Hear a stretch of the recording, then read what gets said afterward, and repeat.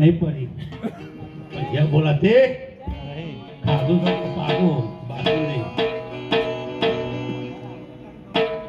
सदगुरु ईश्वरा महाराज ની જય પધારેલા હરે ગુરુ સંતની જય આજના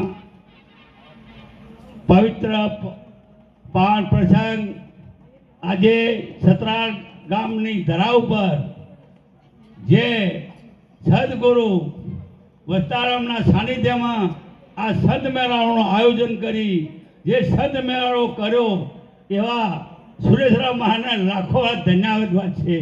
કેમ એમનો એવો ભાવ હતો કે આખા ગામમાં હું વરઘોડો ફેરવી અને ફૂલ વેરી અને ફૂલ પણ હાથમાં લાયા છે. એ વાત વાપરી છે. જોવા તો ખરો મેં જોયા નહીં પણ વેરતા મેં વાત કરી હતી. એટલે આ વસ્તારામ મહારાજનો જે ગુરુ પર કેટલો ભાવ હતો એવો સુરેશરામે પૂરો કર્યો. પણ કે સંત બીજ પલટે નહીં ઝૂક જાય આનંદ ઊંચ નીચ ઘેર ઉતરે તો એ સંતનો સંત. આ પૂર્વાનું કોઈ હશે એમના સાથે સંબંધ આ વસ્તુ મારે એવી નથી. તો આ વસ્તુ જે પ્રાપ્ત કરી સુરેશરામે આપણા વસ્તારામ મહારાજ પાસે એટલે એ વખતે પહેલું તો એમની સેવા કરી હતી. 3 દિવસ એમના ઘેર મફત સેવા કરી. એવા એ મારે બધું કહેવું નહીં છતાં પણ એ સેવાનું ફળ તરત જ એમણે મળી હતું. અને આજ સોનાનો સૂરજમાં તો ઉગ્યો. જુઓ તો ખરા કેવો મહિમા ગયો કે ગુરુ મહિમા અતિ ઘરો સમજે સંત સુધા ગુરુ ગોવિંદ એકતા ભજે જેને વાગ્યો સદગુરુ બાણ. આ તો જેને સદગુરુ બાણ વાગ્યો હોય અને જો આર પાર ઉતરી જો એવા માણસોના કામ છે. અને જે ભક્ત કરીને બેઠા હોય તો ભરલા હોય કે ભક્ત જ બેઠા હોય વાગવાથી હોય. એટલે આવો જે મહિમા કે છે વિહોથી રરિયામનું શું તો કે ગુરુ મહિમા જે વિહોમાં પ્રસંગ કરીએ છીએ એનાથી આ કેટલો પ્રસંગ કર્યો આખો ભરઘોરો કર્યો ગુરુ મહારાજ બગી લાવી. આ વિહોથી રરિયામનું શું છે ગુરુ મહિમા. આ તો જેને કરે છે એને ખબર પડે છે. અને જેને સદગુરુના શબ્દો એના હારવાર ઉતર્યા છે એવા આવા મહાપુરુષોના કામ છે. સદગુરુ તેને જે મસ્તક મૂકી જે મરીને થઈ ગયા છે મરીને જીવે એનો દેશ એવો જોણજો. એટલે નામ સમાન નથી નાણું.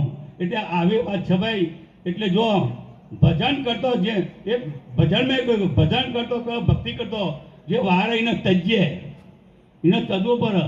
પછી કે આપણો મા બાપના હાર એને તજ્યા પહેલાં જે ભક્તિ કરી તાણા એના કશે વાર એવું કે તારી ભક્તિ ભગવાનની નહીં કરવાની તો એને તજી દીધા.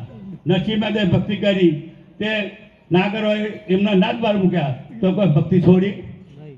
એટલે આવા મહાપુરુષો કહે છે. અને જ્યારે જે મીરાબાઈએ ભક્તિ કરી તો રાણા કેટલો ત્રાસ લગાવ્યો બસ છતાં એમને તજી દીધો. રાણાને પણ તજી દીધો. એટલે ભક્તિ કરતો જો વાર એને તજવું કે એટલે જો સંતોના પગલો થયો છે જો ધન્યવાદ અને એમાં જીવન ઉદ્ધાર થયો. જો વાલ્મીકી ભીલને તો નારદજીનો પગલો થયો જે વાલ્મીકી ભીલ બની વાલ્યો લૂંટારો બની એટલે એ હતો કે જે વાલ્મીકી ઋષિ બની ગયા જે રામાયણના સ્થાપક બની ગયા. જો સંતનો પગલો જયો અંજમન ભીલ કેવો હતો તો એ પણ સદગુરુ મારાથી પેલું થયું. સંતો કસાઈ એવો કહ્યું કોમ કર્યું હતું પણ છતાં એ મોટો મહાન સંત થઈ ગયો. આજે એવો ને એવો જે આપણે જેસલ કહીએ કે આ જેસલ એનો પાપી છતાં પણ તોરણનો સંગ થયો તો પણ એ પાપી પીર થઈ ગયો પલમાં કે તોરી રાણી તઈને રાણા સાથે થતી જેસલ જગનો ચોરટો જેને પલમાં કીધો પીર.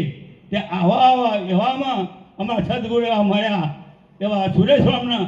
તે સુરેશરામને પહેલી એમની એવી ભક્તિ હતી કે એ ભક્તિ કેવી હતી આડકતરી પણ આવા મહાપુરુષનો છાનો લીધો તે આજે પણ એક પલમાં એ સુધરી થઈ અને આજે આવો સંતોને બોલાવી મેળાવો રાખ્યો.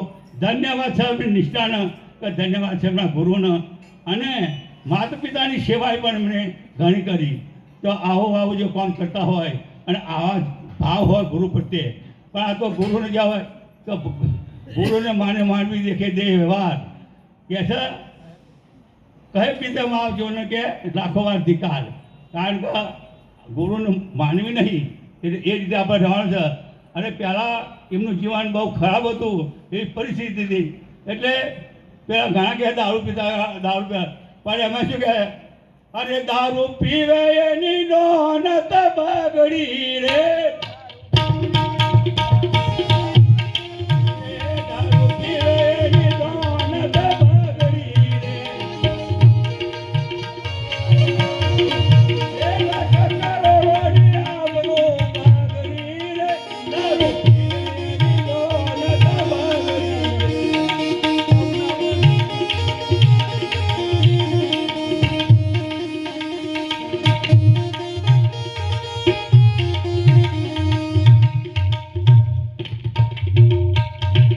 જેને જેને દારૂ પીધો એમની દોડ બકરી લાખ કરોડને આબરી થઈ, પણ તો દારૂ છોડતા નહોતા.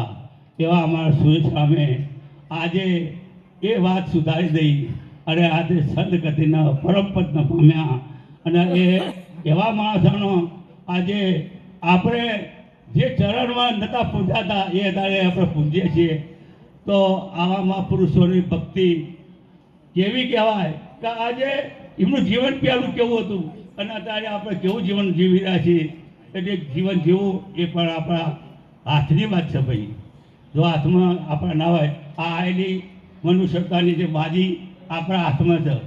કે છે જો તમે ચેતી નહીં જાઓ ને, એટલે ચેતો તો તમે આજે રહે, અરે ચેતો ચેતો ન જીવન રામ રે, તને મારો મનુષ્ય અવતાર રે.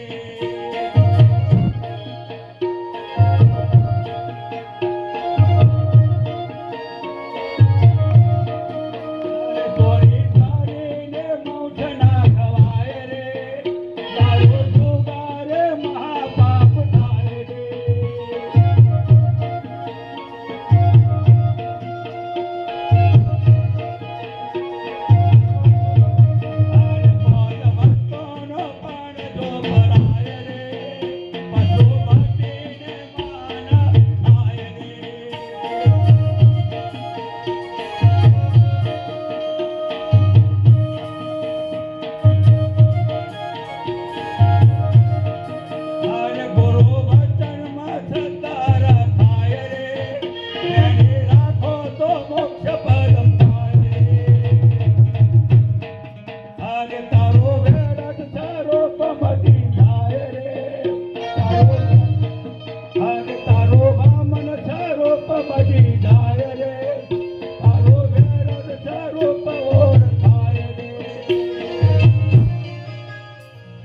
આટલું કઈ મારી વાણીને વિરામ આપું છું. જય ગુરુ મહારાજ.